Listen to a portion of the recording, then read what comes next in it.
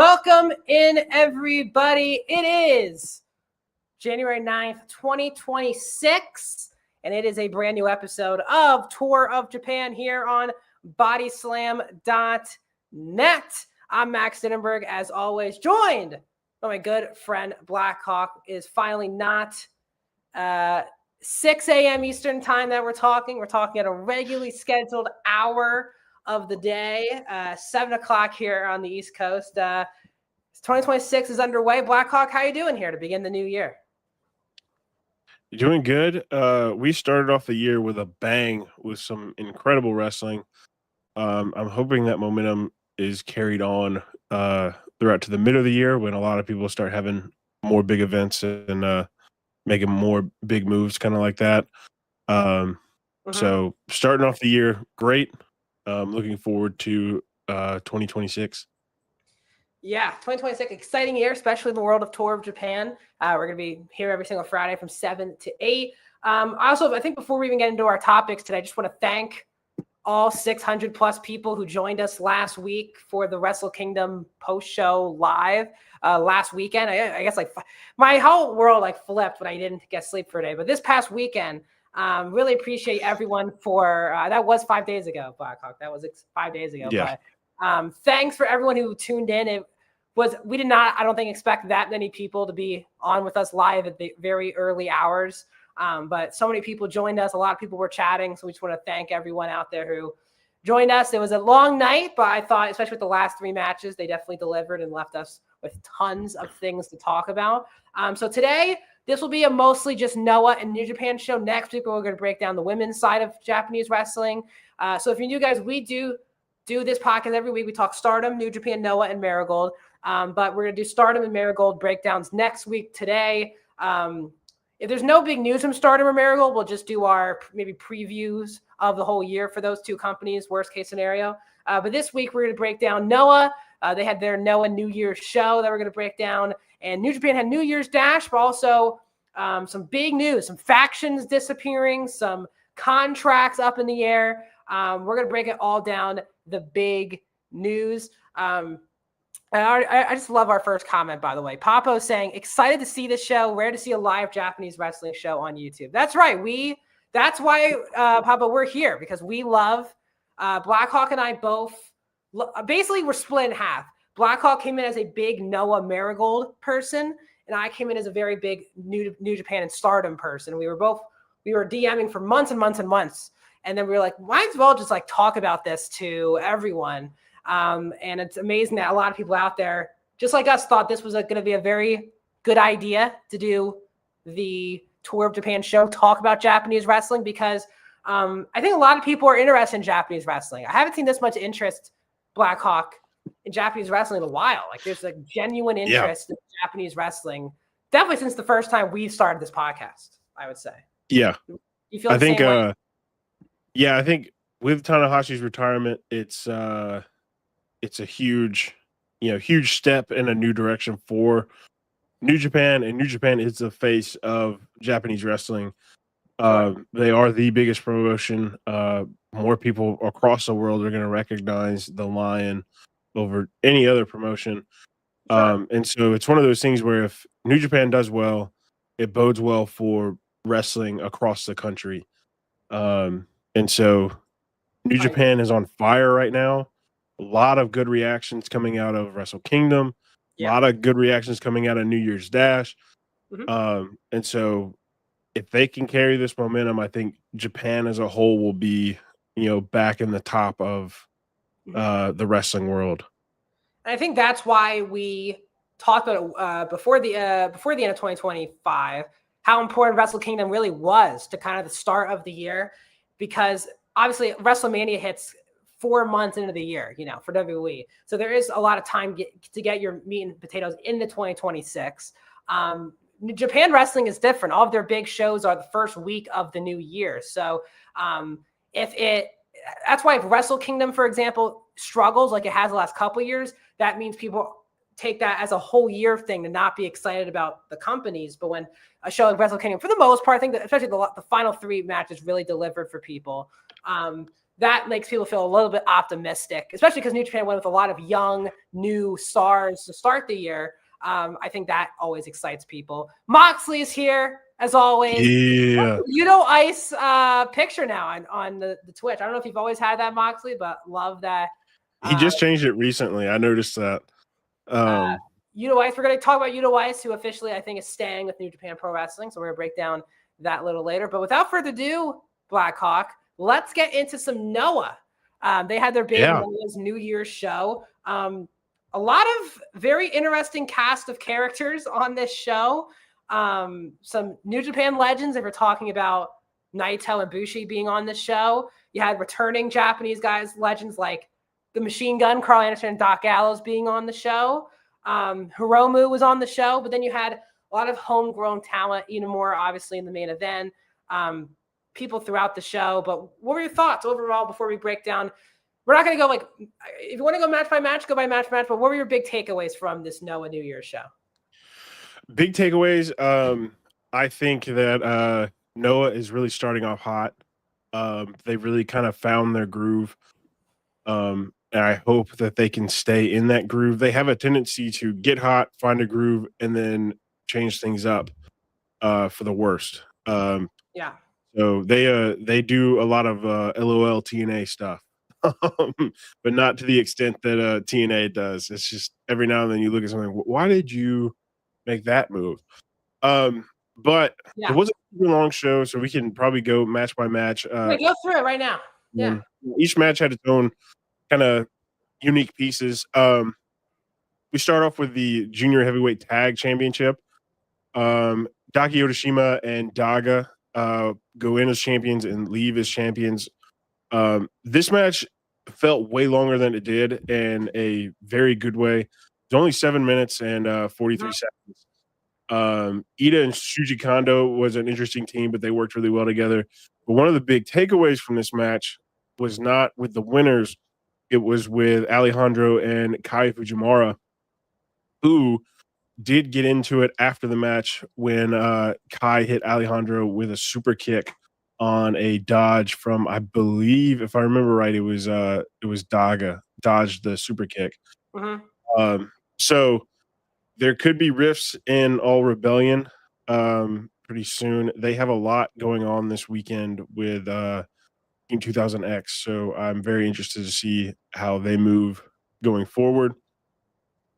Then we get into the 8-man tag match, Team 2000X versus Kazuyuki Fujita, Minoru Suzuki, Taniguchi, and Junta Miyawaki. 3 absolute killers and Junta on a team. Junta's really good, but he's not a killer. And then Team 2000X. Team 2000X does end up getting the win, but I do believe it was because Minoru and Fujita could not stop fighting each other the entire match. The whole story of this match was they could not be on a team together. They just wanted to fight each other, which I don't hate. Big Masa comes away with the win on that one. The old guys, Mox. That's right. Real Unk Fest, but God, it'll be a good Unk Fest. It is an Unk Fest. Luckily went under 7 minutes, Blackhawk. Yeah, under 7 minutes. They move really fast. I would love to see Taniguchi get into more action. He's done mostly 8-man and 6-man tag stuff. I like him a lot. He's very straightforward. He's a brawler and a grappler. No tape, no wristbands, no elbow pads, no knee pads, just boots and trunks. Walks straight out there, gets in the ring, and goes. And so I love that style. I really hope to see more of him in 2026. Absolutely. Then we move on to Progress Wrestling. Had a match on this card, Progress Atlas Championship match. Will Cruz versus Saxton Huxley. Really, really good. They continue to improve with their relationship with Progress, which I think is really good. Progress is a lot of really talented guys. Will Cruz and Saxton Huxley killed it. Yeah, I just wanted to add, Progress was a company I think was one of the top indies from 2014 until probably 2017-ish. But again, I think I watched Saxon Huxley in NXT UK, and sadly NXT UK kind of killed a lot of the British independents. So it's really good to see. Again, I'm rooting for the British independents. A lot of them are really good. So I've seen Huxley before in NXT UK for years. I think he's been Noah since 2023, I want to say, because I think he was done in WWE in like 2022. But I think it's a very smart move that New Japan doesn't just look at the American companies. I think it's good that they're mixing in some UK indies as well. And so last year they ran an entire, I think, week of shows with Progress in Europe. And those were really good. So I'm hoping to see more out of that partnership this year. Yeah. But Will Cruz, young guy, big fella, looks incredible. Great match. Saxon Huxley's incredible too. Let's see, Papo. Yeah, pull it up. Yeah. See, I like that Noah has strengthened a relationship with Progress. Ozawa and Umira owe that company a lot during the excursions. I agree. I think that this is a really, really good partnership for both people. Yeah. Progress has a lot of young talent, and they pull in a lot of people from other companies as well, not just on the European indies. They pull a lot of American talent as well, like one called Manders. There's a handful of guys that go over there frequently and wrestle for Progress, which I think, as a huge Noah fan, any partnership that's going to be positive for Noah, I'm very, very, very, very proud and happy of.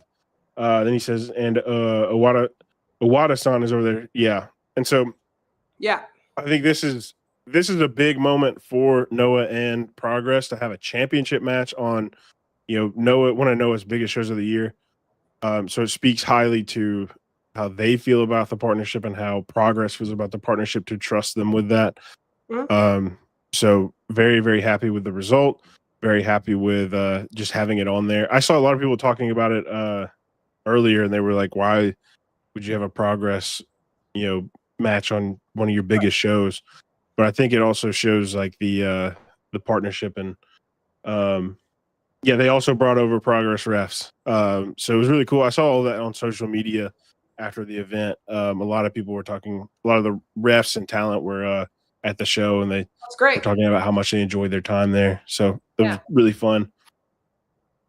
And then we have 8-man tag match again, but this time with the White Raven squad taking on Team Noah. White Raven squad is recently formed with Kenta, Oka Sasuke, Tetsuya Endo, and Hayata. I have really high hopes for them. Oka is about to go on an excursion, I believe, with NXT. Oh, okay. So we will see how that goes. And then Team Noah, same guys as always. Kenta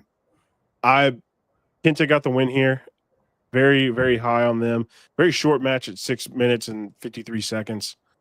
Nothing really more than this is the group's first match, and they did really well. I like them a lot. Then we go into the GHC National Championship match with Dragon Bane and Alpha Wolf, brother against brother. Those can be pretty dicey. This one was really good because I think they're both incredible wrestlers. Dragon Bane was champion, comes in as champion, and you think it's a brotherly love kind of fight.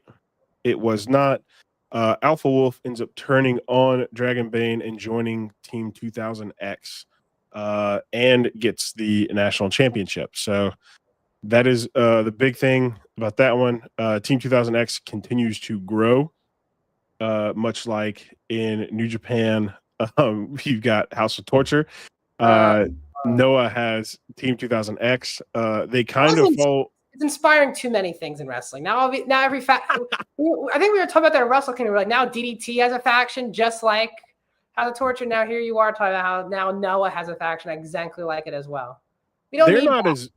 I will say they're not as like egregious with it as House of Torture is.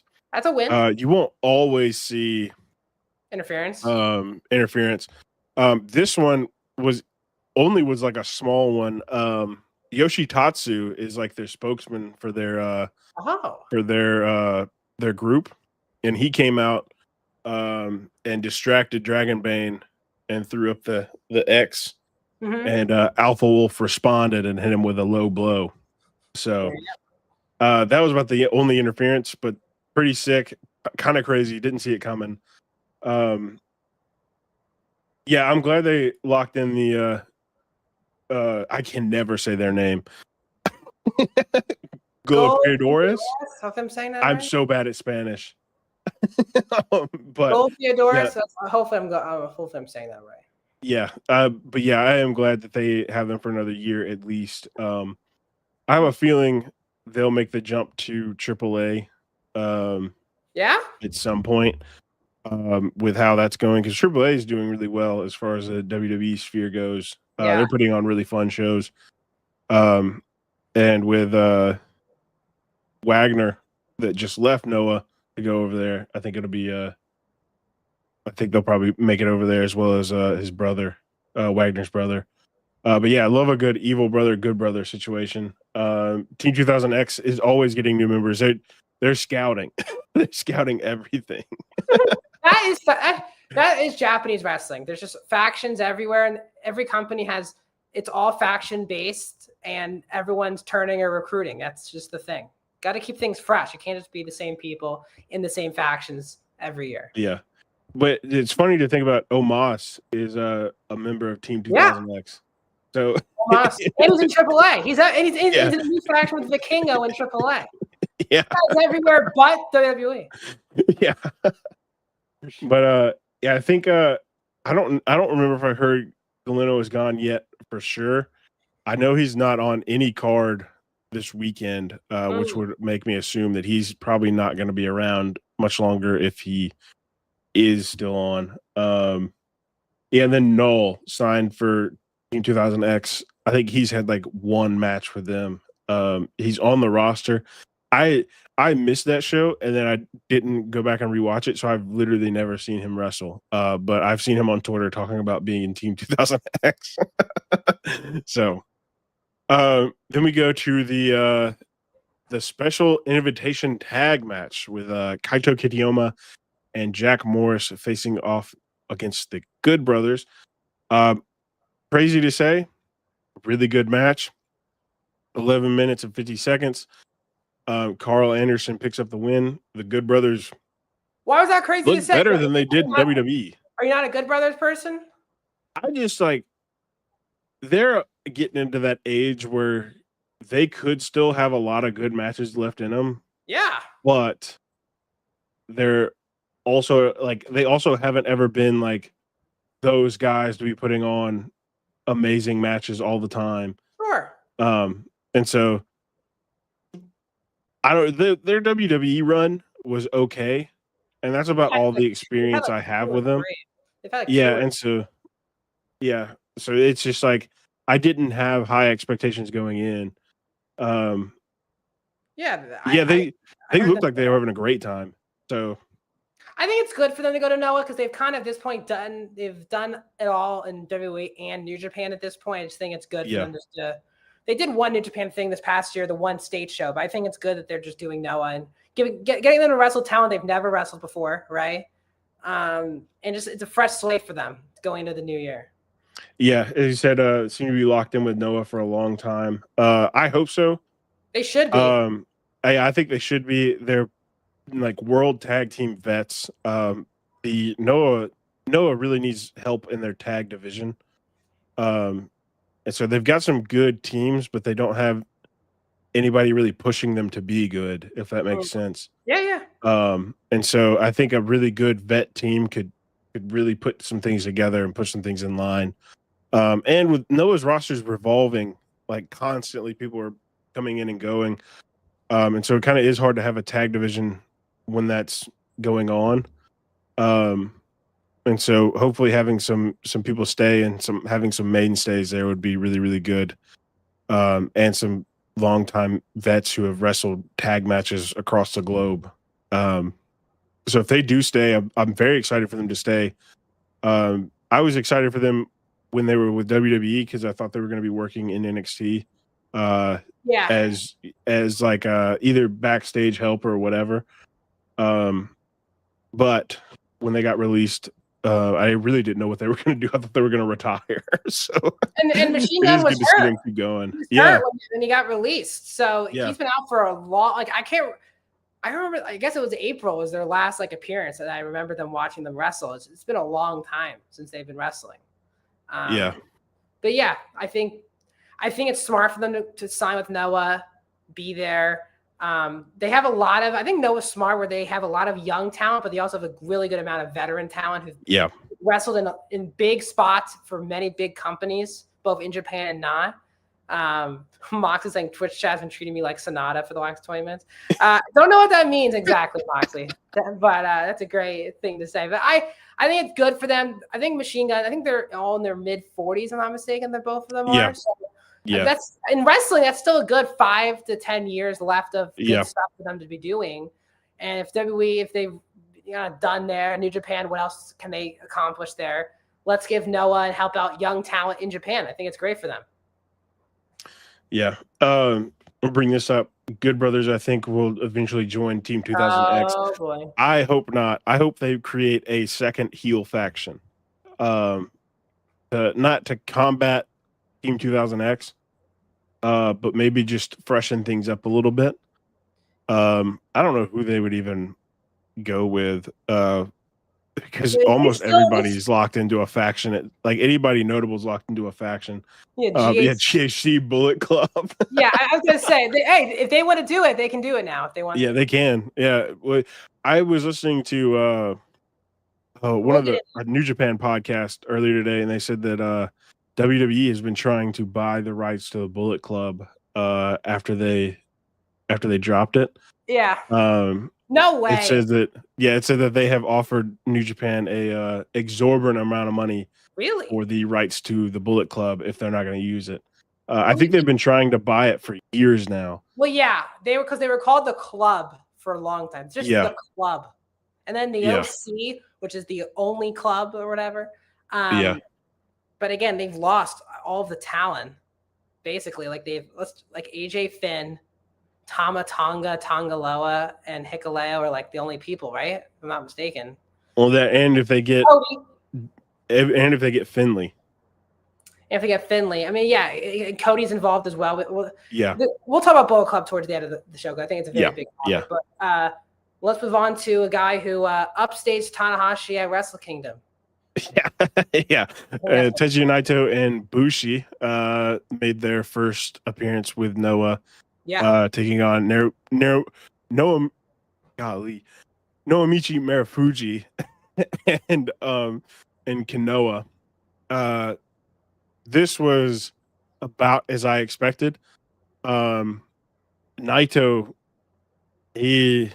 I love Naito, but it might be time for him to hang it up. It really is, sadly. It's sadly either that or just like take some time off and get some stem cells in those knees. And he's doing tag wrestling still. Yeah. It's still these things show up for him in ring. Yeah. And so like you can see it when he's walking. It's just like he doesn't have anything going on. Yeah. Naito can barely move, and neither can Marufuji. Marufuji can still move a little bit. He can still maneuver, but Naito's like he only can move in one direction. and again, hopefully, Ibushi actually was moving much better recently, but then obviously the injuries kind of killed him for the next. Ran him off for I think over a year, maybe even 2 years. So hopefully Kota gets back to that point. But yeah, you're right. It's Naito took forever to get to the ring, also for a reason. He's just a slow guy now, walker wise, and his finisher is all about movement. It's so much movement to hit Destino at this point, and he can't even hit it anymore half the time.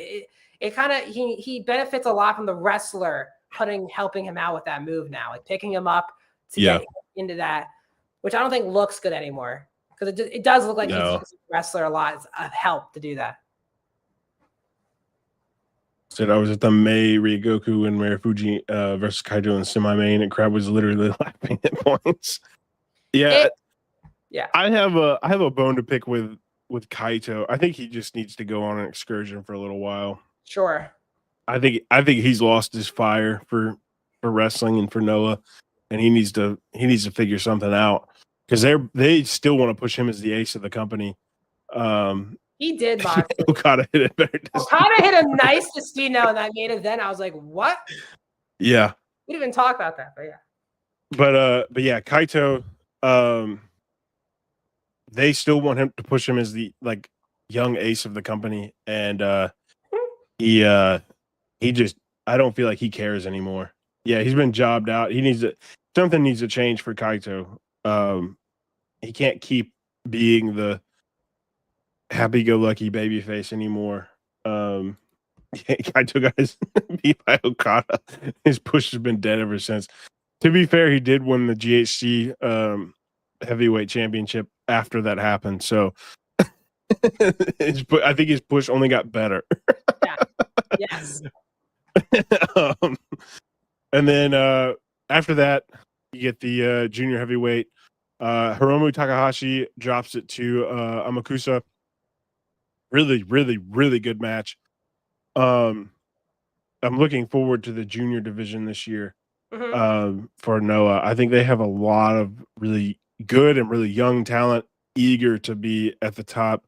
One of those including Dagi Odashima, who is one of my favorites on the Noah roster. And Dagi has a lot of veteran love as well.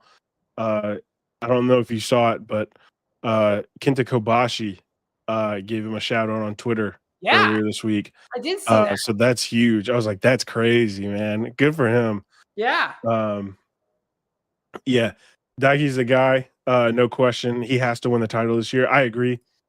I completely agree. I think at some point this year he definitely needs to win it. I don't think he beats Amakusa on his first defense. They face off Sunday. So yeah, he's incredibly over. The crowd loves him. I love him. So I would love to see it. But yeah, Hiromu did a great job as junior heavyweight champion, especially not being a part of the Noah roster. I do hope we get to see a little bit more of him in Noah. But I know we'll talk about it later. But with the new faction forming, I don't know where he stands and all that. Sure. So there's still a lot of unanswered questions about that one that we can talk about later. Yes. And then the finale, GHC heavyweight championship match, Yoshiki Inamura versus Ozawa. Really, really good match. This is Ozawa was coming back and feigned an injury just about the entire match. And then he would feign an injury and then do something incredibly acrobatic. And so it would just be like, oh, he's not injured anymore. Yeah. But yeah, it was a great match. Now this one did have run-ins and stuff like that from Team 2000X. Dragon Bane actually did come out and help Yoshiki Inamura and stayed them off. Really, really fun match. I'm very happy about Yoshiki Inamura being champion. Ozawa was a fantastic champion and has really brought light back to Noah. But Yoshiki, I think, embodies what Noah wants to be more than Ozawa does. Ozawa's an incredible heel. I don't know if you saw anything about the Tokyo Awards, him at the Tokyo Awards. Yeah, I've seen all those. Yeah. He's just being an odd guy, just being himself. Yeah. But yeah, I think Inamura is a good choice for now. I think there's a lot of guys on the roster who could take that spot and run with it. Yeah. And he said, wrong guy went over unless their plan is to have Kinamiya beat Inamura this week. I don't know.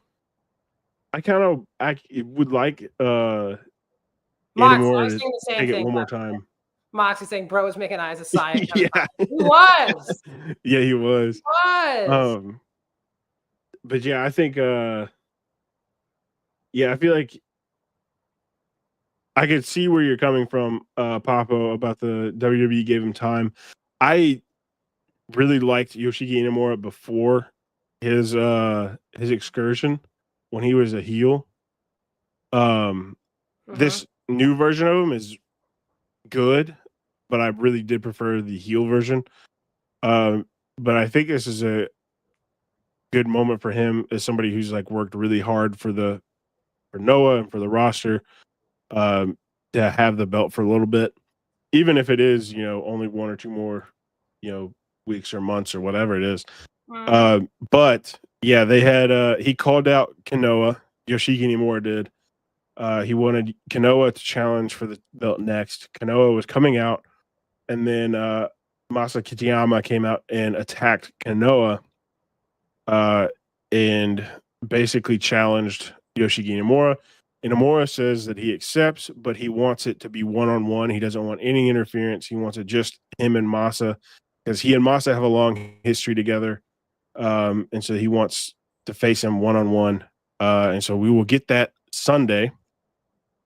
I am excited for that match. Big fan of Masa. I wanted him to win before he joined 2000X. And now that he's in there, I still want him to win. But yeah, I'm not 100% sold on everybody in 2000X as a whole yet. I like members of the group. I like a majority of the members of the group, but I'm not sold on the group just yet, if that makes sense. Yeah. And so I'm interested to see where they move from this and how they move from this. Because this is their biggest title. It's the most well-known title. So whoever holds it is the front of the company. I think Yoshiki Nomura. I think it's a very important win for whoever beats him. I think that's what they're trying to set up. Yeah, exactly. It's a huge win for whoever beats him, and I hope it's somebody that has not held the title before, or somebody who is like a vet of the company who's just worked their tail off to get there. Moxley, you're on fire. You're on fire. You're on fire as usual today, Moxley. But yes, I thought it was I did think watching it earlier in the week, I thought it was a really fun show. But I do think it is. I agree with you. I think Uemura, I would have had him win. Just I think it sets up the new year. He's a very noticeable guy, and I see last major show to have a GC title was Ozawa win last year. So yeah, last year at it should be Noah New Year. Oh God. Anything else you want to add on here to know before we end the last 10 minutes or so? Talk about New Japan.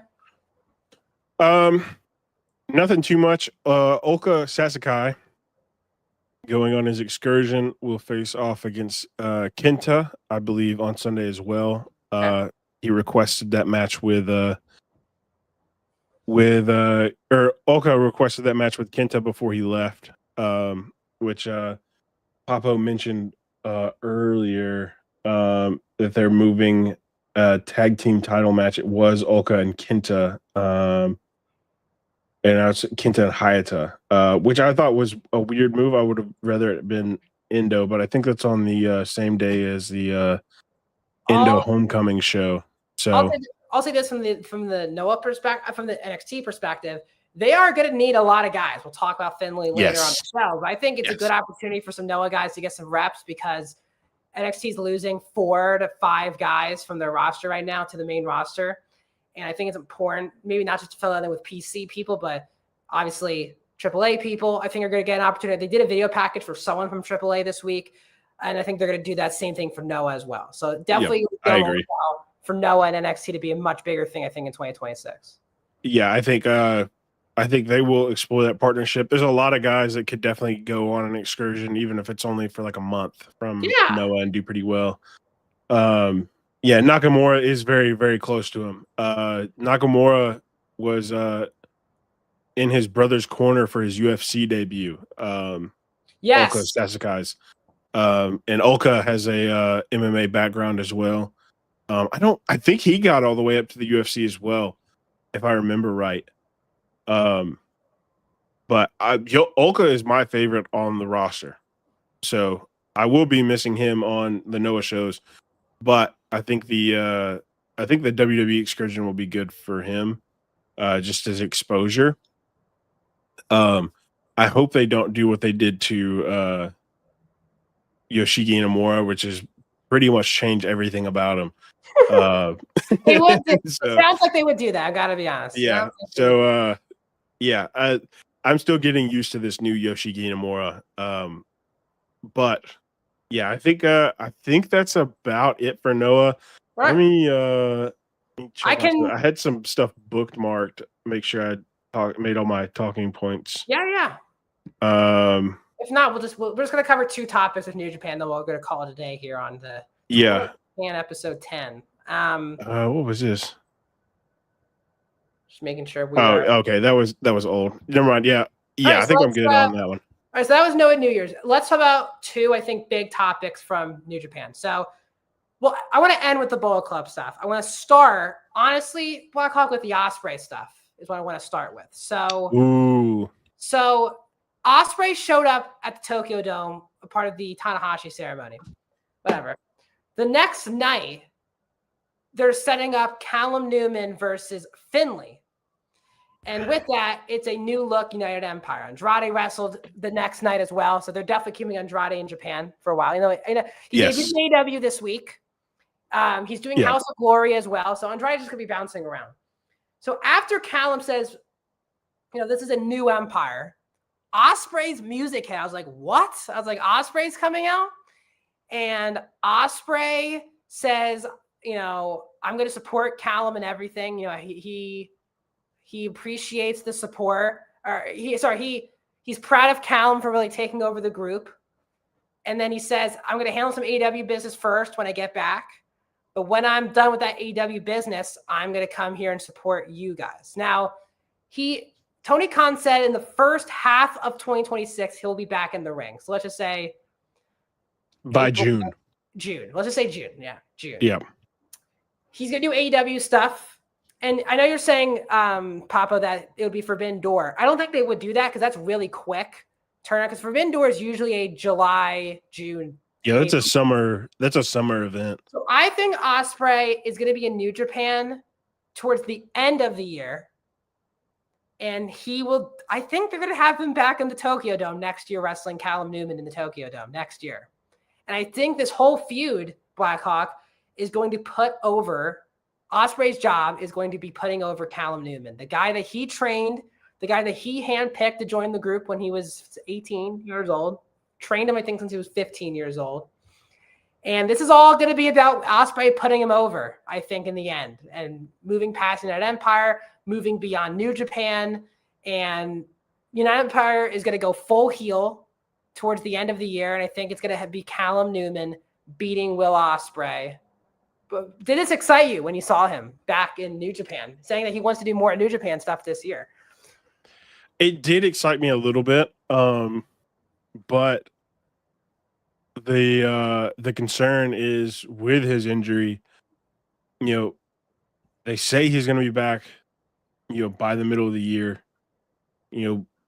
What in AEW is he going to be doing? Like, what kind of business does he have to handle in AEW? Yeah. That would take him that long to have to mention that. Yep. I do get that he is signed to AEW, that he is contracted to AEW. So he does have to be there first.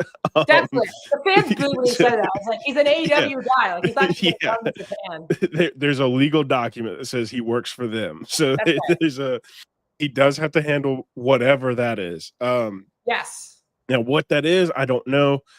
But I think I'm very excited for the eventual Callum Newman match. I am excited for United Empire. I have fully bought in on United Empire. We're all in on United Empire. Yeah, because I'm a huge fan of Jake Lee, huge fan of Andrade. Just them being in the group is enough for me to buy in on everything. And so I'm looking forward to UE this year. I do hope they kind of go full heel and stop kind of playing the mid ground, because right now they've got a couple of heels, they got a couple of faces, and so there's Callum's definitely a heel, and I think they set up the fact where at the end of that promo, Ospreay says everyone put him up, and then Callum's acting like he was going to hit him with a chair in the back, and he did, and they stopped him.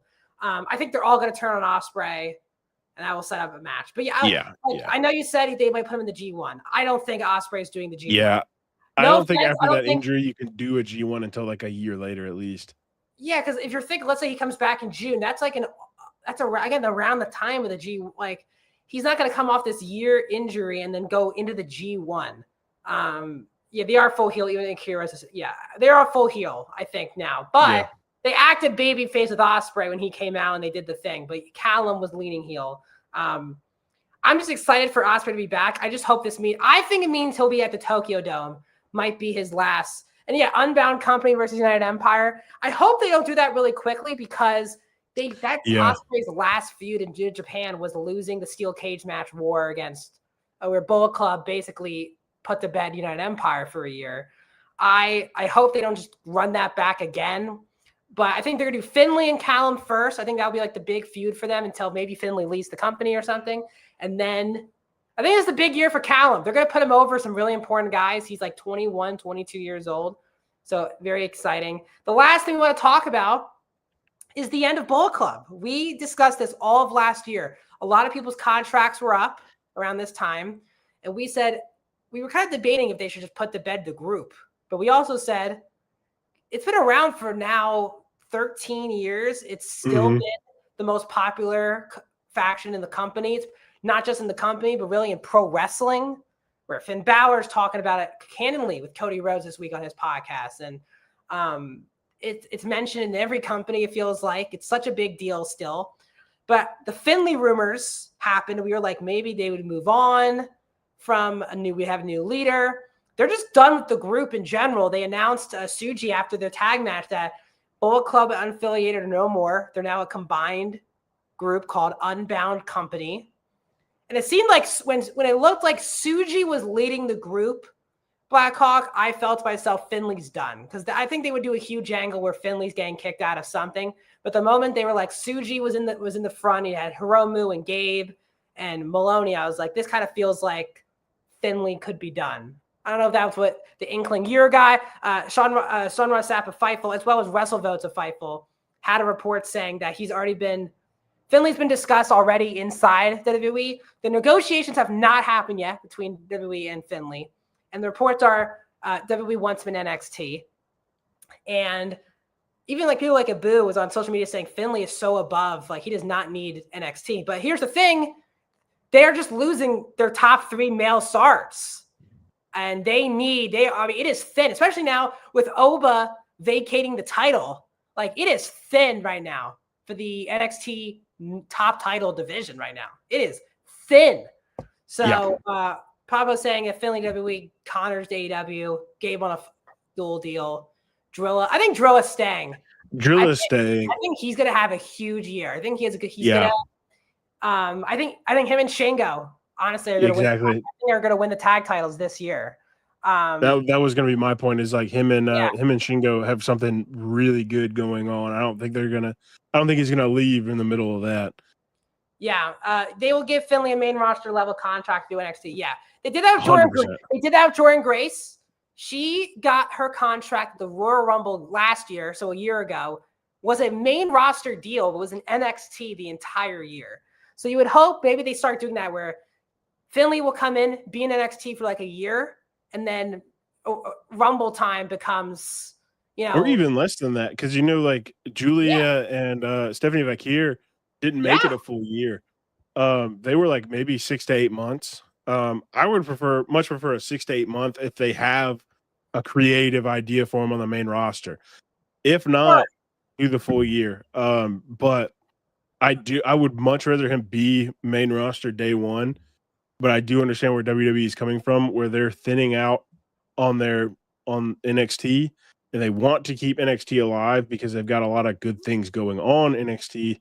Yeah. But their men's division at the top it's rough. balding. It's like Ricky Saints and who? Because Ethan Page is holding down the mid card scene pretty well. He could definitely move up 100% without a problem. He's already been but then that also like leaves the mid card scene with less than nothing.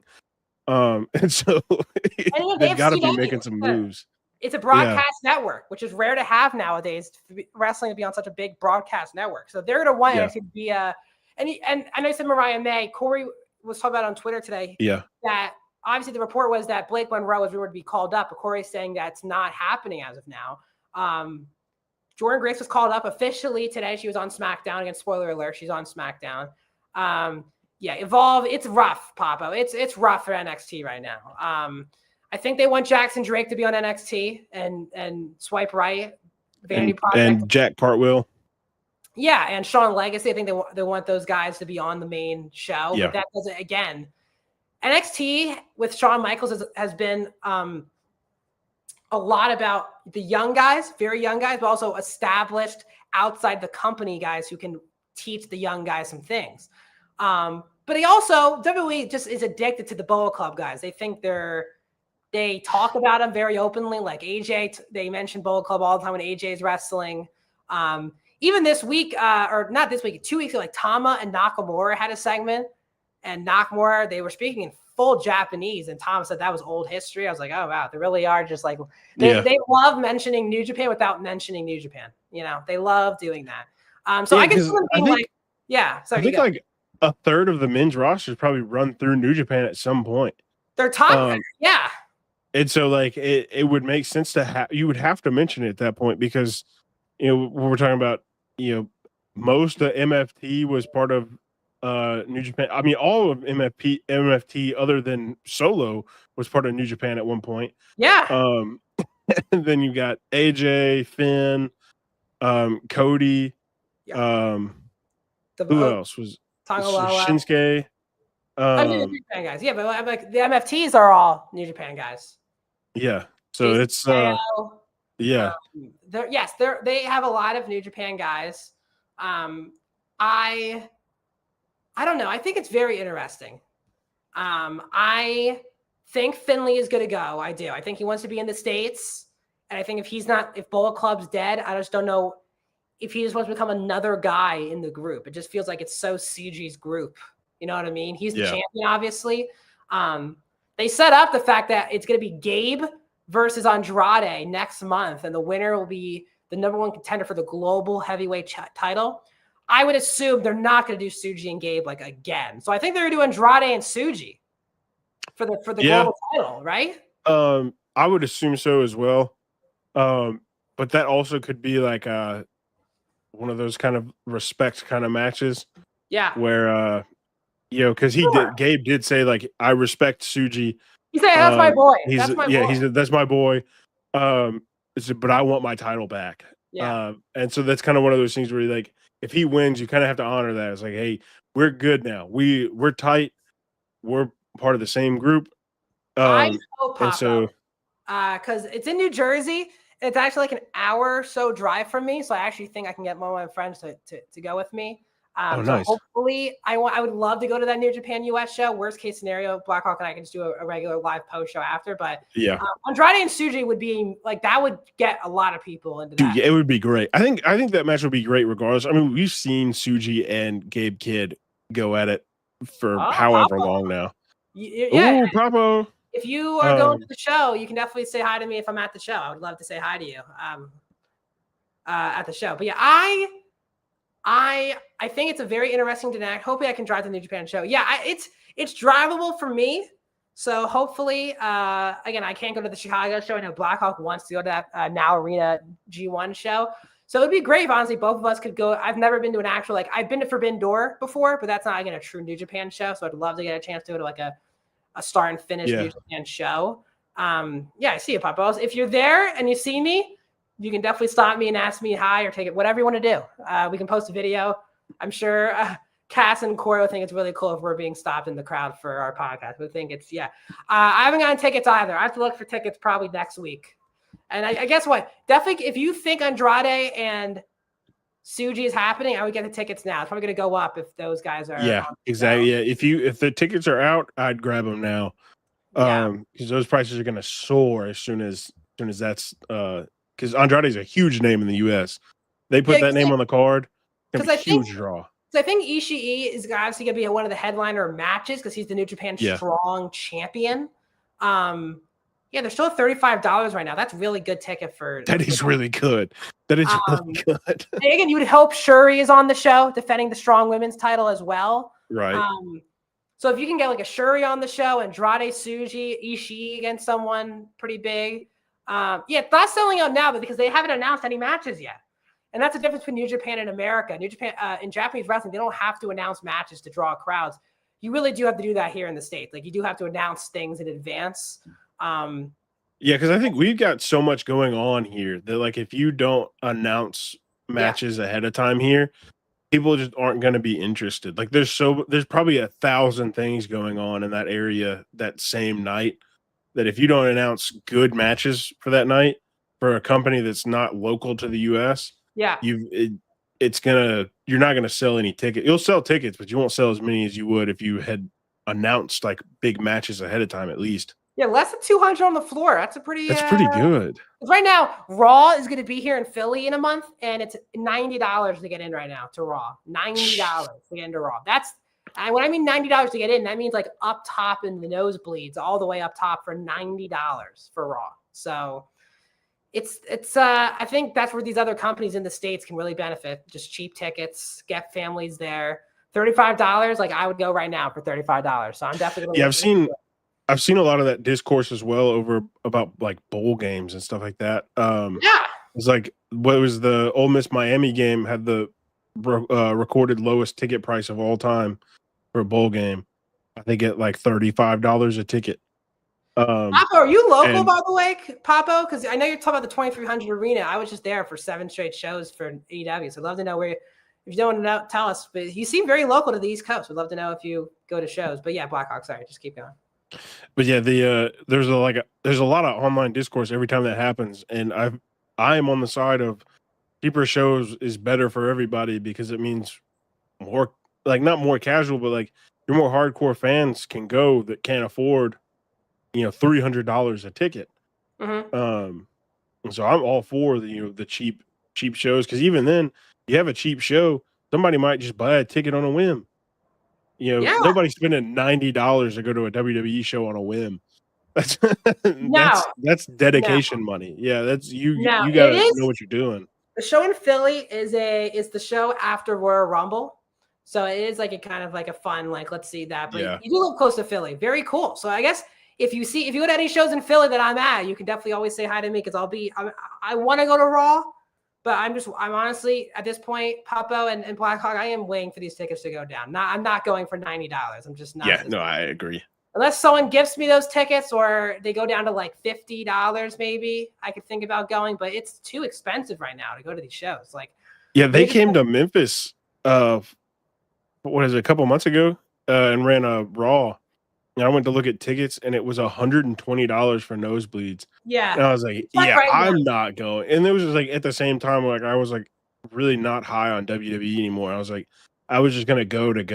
And it was $120. Like, no, I'm not going. Right. It dropped to $79. So it is dropping. So the hope is, I guess, by the time the show is February 2nd. So hopefully by the time it gets to February 2nd, they'll start dropping. WWE is not great. I think Blackhawk agrees with you. I cover the shows. Yeah, I agree. Tickets for MSG are $135 to get in. Now, I will say this: it is MSG, so I totally get those tickets kind of being expensive. Because for their MSG shows, they do they try to put on. They do it big. Yeah, so I totally get those prices for MSG, but I think for like a regular Raw in Philly, I think they should go lower than that. But yeah, and like there's in no world should the FedEx Forum have anything for $120. It's not a multi-billion-dollar artist. Yeah. They're not even coming to that because it's not big enough. So obviously, probably would be easier if they were at 2300 Arena. It's like that for me is like I went to New Japan to the AEW shows every week, and it's around like a 15 to 20 minute drive from my place. So obviously I would love AEW to come back to do those shows at 2300. I know it's under 1,000 people, and people were complaining that this didn't look like a big crowd. Being there, it's such an awesome atmosphere, but I totally get on TV not coming up. I went to Mania weekend, 40 SmackDown, NXT, Raw for like 5. You know what though? 500 for those 3 shows for Mania weekend. That's really good. That is good. That was really good. I don't know where you got that, but that was crazy. I went to, honestly, it was more than this, but when Mania was in Philly here, I did Ring of Honor pay-per-view at the Leah Chorus. I did NXT pay-per-view at Wells Fargo, and I did Mania. It is a fun weekend when your city hosts WrestleMania. It was definitely a life-changing. Saw The Rock Cody Simon Postmania live. That's awesome. It's great when you get to see, but yes, it's not worth your ticket right now. I agree. I totally understand.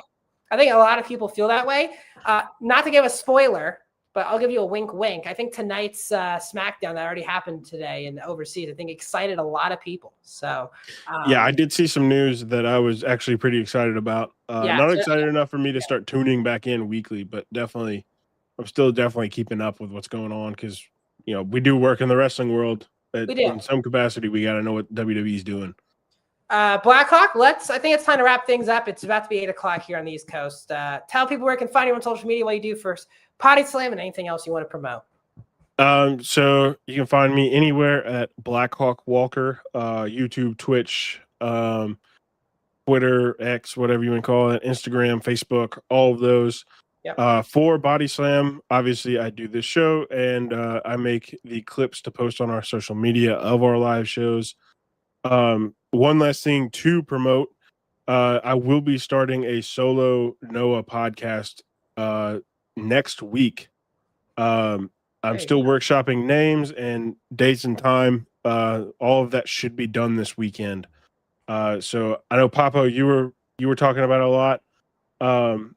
If you want to, you can follow me on Twitter or whatever. I'll have all the updates there for sure. And I'll plan on posting it on my YouTube as well. So if you want to check that out, it'll Blackhawk Walker, BLACKHAWKWALKER.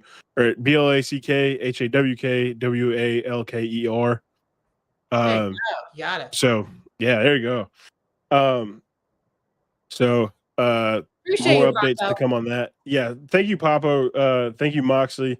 We love you, Moxley, over here. Been a fan and a long time chatter since day one. Papo, it's great to have you in here. And I hope we see you next week, buddy. That was great. Great chatter. Yeah, Papo. Again, everyone here. 7:00 every single Friday. We talk all things Japanese pro wrestling. Next week, we're gonna do all women's episode previewing Marigold and Stardom's 2026. So if there's anything New Japan or big New Japan Noah, we'll break it down. But as of now, our plan is to do an all women's pro wrestling podcast episode next week. Because as Noah has some shows next week, but New Japan's off until I think like the 18th. So we'll do some more women's stuff over the next month or so. You can follow me on Twitter at Dinenberg Max, on Instagram at Max Dinenberg. I will be going back to doing I had a kind of busy end of the week this week, so I didn't really have time personally to do all the highs and lows. But back on Monday, I'll be doing highs and lows for every single Raw, SmackDown, NXT, Dynamite, and Collision. And now we are 2 weeks away from our first post shows of 2026 for WWE because Rami and I will be doing Saturday night's main event, which is on the 24th. And then the Royal Rumble is on the 31st. So we're around 2 weeks to 3 weeks for each of those shows. We do live post shows. Saturday night's main event will be a night post show because that's in Canada. But the Royal Rumble show will be in Saudi. So we'll be here during the middle of the day doing our post show for that. So please stay tuned. Please follow Bodyslam, please, across all of our social media platforms. Broke so much news today. We broke the news. Bodyslam.net, Corey Hayes, all those people breaking the news about WWE's internal memo. WWE internally, a lot of wrestlers were pushing for Drew McIntyre to win the world title today. I'm not going to spoil if that happened or not, but just want to say a lot of people internally thought that in the company who weren't involved in the booking thought Drew should win the match. Bodyslam broke that news today. Bodyslam broke the news about Tommaso Ciampa looking like he's done with WWE. So if you want to follow Bodyslam to help support original creators, writers, podcasters, all of us here, please subscribe to Bodyslam's Patreon. Please subscribe to our YouTube channel, TikTok, Twitch, Facebook, Twitter. We post videos basically every single day with the help of Blackhawk putting all these clips out. So thanks for everyone. We're exactly an hour into the podcast. So many great conversation. We'll see you guys next Friday for another episode of Tour of Japan. See you guys soon.